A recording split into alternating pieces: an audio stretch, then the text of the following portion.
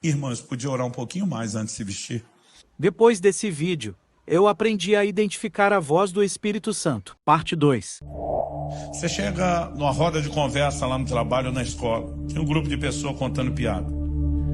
E você chega e começa a rir do que está ouvindo, lembra de algumas coisas, começa a contar, mas daqui a pouco a conversa migra de piada a piada suja.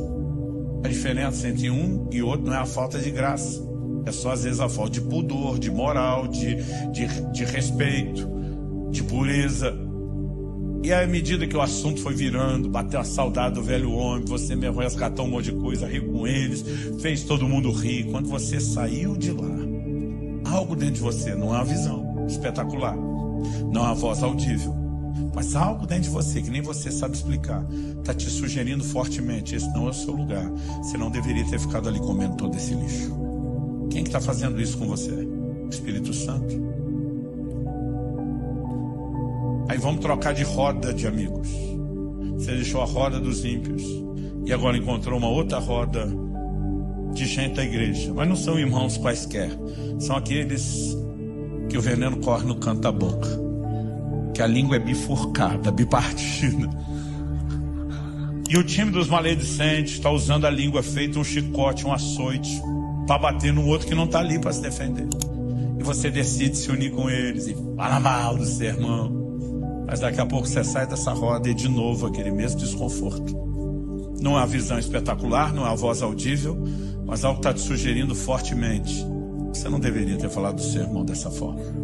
Quem é que está fazendo isso com você? O Espírito Santo. Gente, se o Espírito Santo não fala com o crente, ele é uma das criaturas mais loucas que existe. De vez em quando eu pergunto para alguns, com quem que você vive discutindo? Ou você é um doido de pedra, ou tem alguém tentando falar com você. Vamos falar do crente um pouquinho mais sério, que não está em nenhuma dessas outras duas rodas. Aquele que está no lugar secreto, no tempo com Deus, de oração, no devocional, e ele está orando. Daqui a pouco ele entra naquele lugar do quebrantamento. Meu filho dizia que a melhor hora de pedir algo para papai e mamãe era depois do tempo com Deus, que a gente vinha tudo quebrantado. Aí está lá quebrantado, você fala, Jesus, hoje eu estou facinho, pode pedir qualquer coisa. E de repente vem algo dentro de você e diz, então perdoa fulano. Aí você diz, fulano não. Se Deus não fala com você, você está discutindo com quem? Não, fulano não. Aí algo dentro de você começa, perdoa fulano. Lembre de quantos anos de boa amizade, relacionamento, tudo que vocês viveram juntos. Não precisa se afastar, romper dessa, perdoa fulano. Aí algo começa, é quase como se fosse uma queda de braço, você senta perdendo. Aí você começa a ceder condicional. Posso até perdoar, mas vai ter que vir rastejando, mendigando meu perdão. A fortaleza de orgulho está enorme e aquilo continua, perdoa fulano. Aí você pensa, mas ele não merece, mas eu não quero. E aquela coisa continua dentro de você, perdoa fulano. E daqui a pouco, para encurtar o processo, vencido na queda de braço, você se encontra chorando. Você diz, tá bom, eu perdoo em nome de Jesus. E algo vem e lava a sua alma. Quem fez isso com você? O Espírito Santo. Agora, se ele age de forma tão simples, por que é que nós complicamos isso?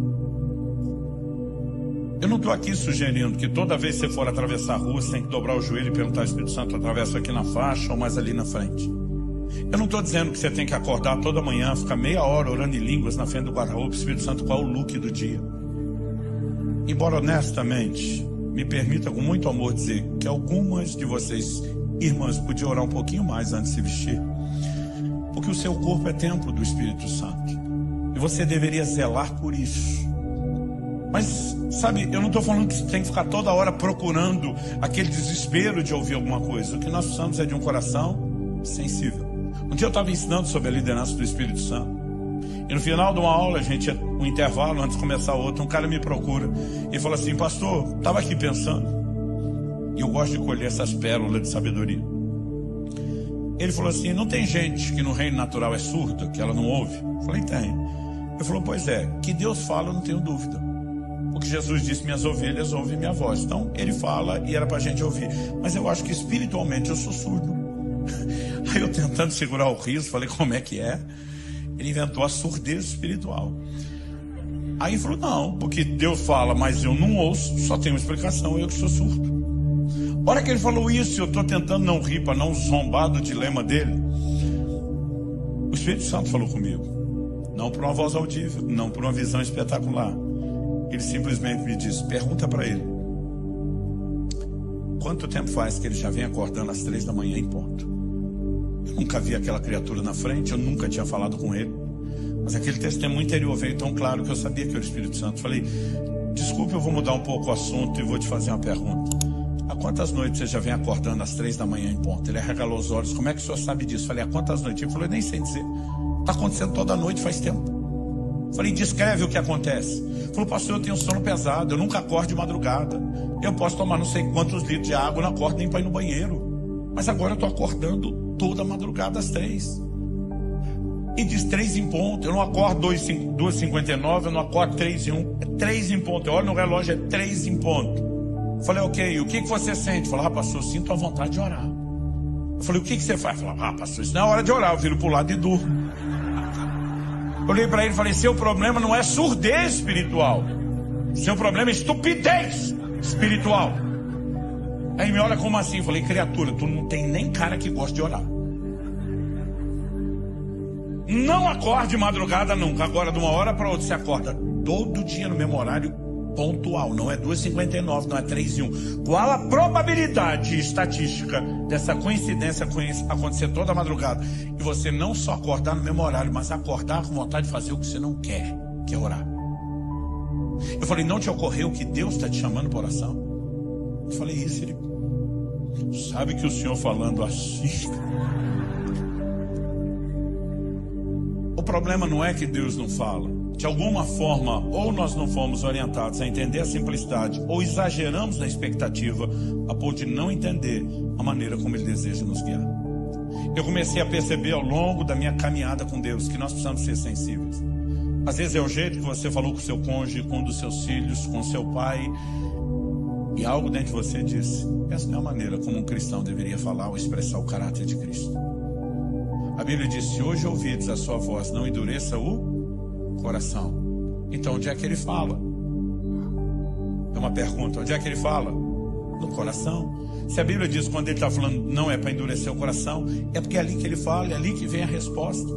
E muitas vezes, por não entender a simplicidade, nós não criamos um sistema de correspondência.